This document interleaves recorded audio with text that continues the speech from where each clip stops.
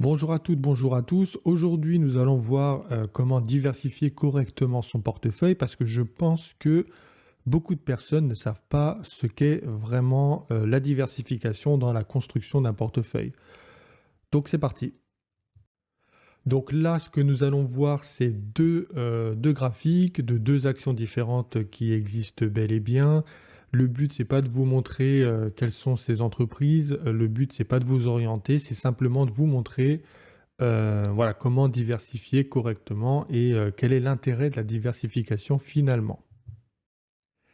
Donc là, on a le deuxième titre et maintenant, ce que nous allons faire, c'est les regarder côte à côte pour bien comprendre là où je veux en venir. Donc là, ce qu'on peut voir, c'est que ça commence en 2017 pour les deux sociétés, que la performance est négative d'à peu près 4% ici et qu'elle est positive de 13% à peu près ici. Sauf que ici, nous avons eu un rendement du dividende qui n'a pas été donné ici. Donc, en gros, la performance, elle est à peu près pareille.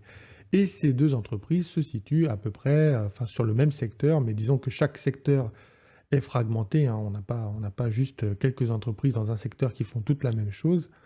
Là, c'est pareil, elles sont positionnées sur le même secteur, mais c'est fragmenté. Et ce que l'on peut voir, en fait, c'est qu'elles ne sont pas du tout corrélées. En 2017, ce qu'on peut voir ici, c'est que voilà, durant l'année 2017, donc ça s'est stabilisé.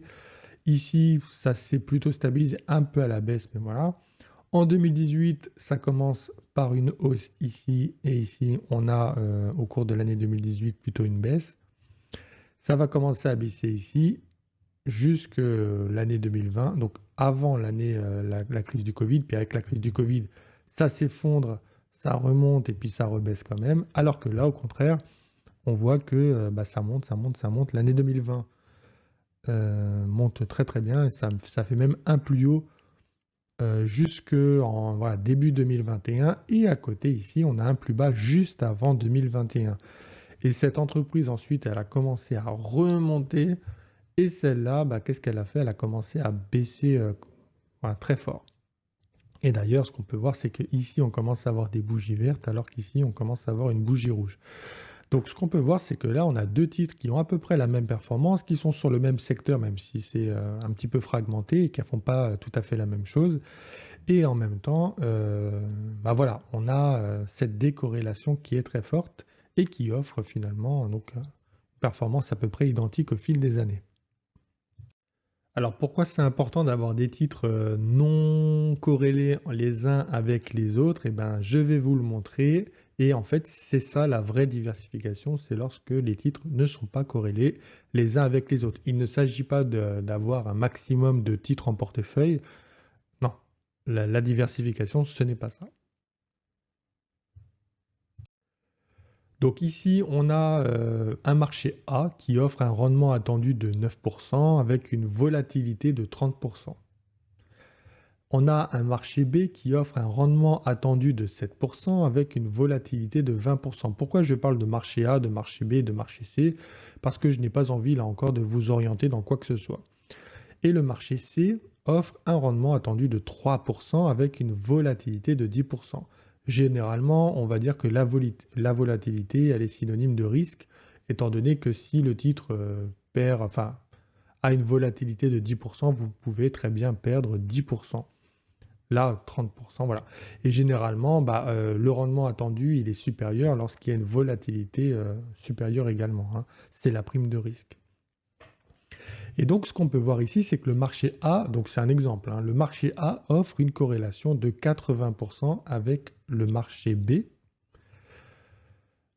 et offre une corrélation de 20% avec le marché C.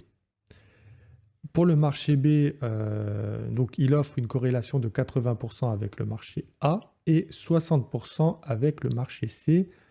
Et le marché C offre une corrélation de 60% avec le marché B et 20% avec le marché A. Donc là, on va imaginer donc une personne qui a de l'argent, qui veut le placer, mais qui se dit, OK, moi, je suis intéressé par l'investissement, j'ai envie d'avoir une performance, mais pas forcément la meilleure. J'ai pas envie d'avoir une volatilité de 30%. Et donc, je préfère en fait avoir des attentes moindres au niveau de mes rendements pour justement voilà, être plus tranquille et j'ai pas envie de perdre 30% comme ça en 6 mois, un an. Même si je sais qu'à long terme, j'aurai un rendement attendu de 9%, moi, je ne suis pas tranquille et voilà, ça me plaît pas.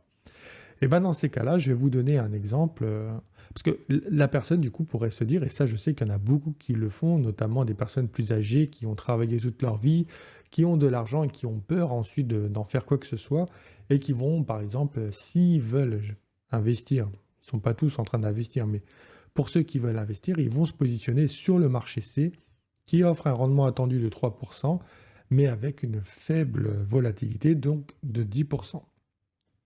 Et je vais vous montrer comment on peut faire peut-être un petit peu mieux avec un exemple.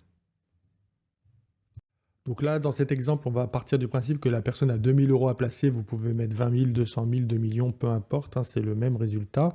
1000 euros sur le marché A et 1000 euros sur le marché C. Pourquoi? Parce que du coup, on a un rendement attendu qui est de 6%, la moyenne de 9% et de 3%.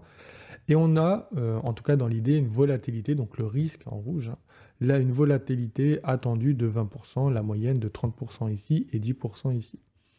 Et donc, dans cet exemple, on a le marché A qui est en baisse de 30%. Pourquoi? Parce qu'on dit ici qu'il a une volatilité de 30% et on va imaginer donc que cette volatilité se traduit par une baisse de 30%. Et donc les 1000 euros placés sur le marché A deviennent 700 euros. Et les 1000 euros sur le marché C, eux, sont en hausse de 10% et deviennent 1100 euros. Alors pourquoi ici c'est en hausse et pourquoi ici c'est en baisse? Et bien ce qu'on peut voir ici, c'est que en fait, le marché A offre une corrélation de 20% seulement avec le marché C. Ça veut dire quoi? Mais ça veut dire que quand ici ça monte, et ben généralement ici ça baisse à 80% du temps. Et ici, bah, c'est l'inverse, hein. Quand ça baisse, et ben ici ça monte. Donc, ce qu'on peut déterminer ici, c'est que lorsque le marché A perd 30%, le marché C, lui, a de très fortes probabilités pour augmenter. Je choisis ce scénario-là. On peut en choisir des milliers des scénarios avec ces chiffres. Là, le but, c'est vraiment de vous expliquer le principe de la diversification, hein.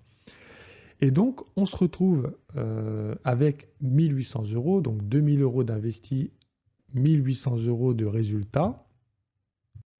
Et on se retrouve avec une volatilité réelle de 10%. Dans ce scénario-là, 10% seulement. Donc là où c'est super intéressant, c'est qu'on a un rendement attendu donc, de 6%, 2 fois supérieur au marché C, et avec une volatilité équivalente. Donc, moi, ce que j'aimerais maintenant, c'est que vous allez voir votre portefeuille et que vous regardez un petit peu tout ça, que vous analysez. Alors, ça va demander du temps, mais en même temps, quand on est investisseur et qu'on fait du stock picking, bah oui, ça demande du temps, ça demande du travail.